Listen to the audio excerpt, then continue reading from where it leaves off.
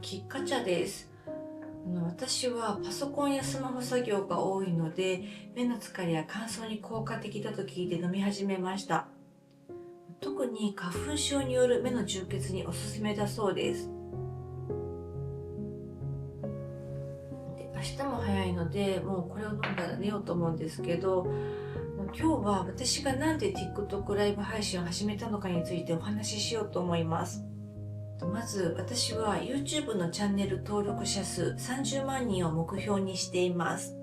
今は28万人ちょっとなんですけど、実はライブ配信を始める前は登録者が少しずつ減っていて、一時は28万人を切りそうな時期もありました。最近って YouTube だけで新しい方に見つけてもらうのが正直結構難しくなってきていて、そこで TikTok ライブ配信を通して私のことを知ってもらって、ちょっと気になるなって思ってくださった方に YouTube にも遊びに来てもらえたら嬉しいなと思ってライブ配信を始めました。そしてなんで30万人を目指しているかというと、 YouTube って再生回数がもちろん大事なんですけど、登録者数もチャンネルの信頼や価値につながりますし、お仕事の幅にも影響してきます。だからこそ、まずは目標として30万人をしっかり達成したいなと思っています。そして何より、ここまで来たからには30万人という大台に乗りたいなっていう気持ちが大きいです。で、TikTok ライブ配信にはリーグという仕組みがあります。これは簡単に言うと、配信者の活動量や応援の量によってランクが上がっていくシステムで、D5 から A1 まで全部で18段階あります。私も新人ライバーなので、今年 D5 からスタートして、今は C4 まで来ることができました。このリーグは上に行くほどより多くの人の目に留まりやすくて、私の配信を見てもらえる機会が増える仕組みになっています。なので、少しでも多くの方に私のことを知ってもらうために、毎日コツコツ上を目指して頑張っています。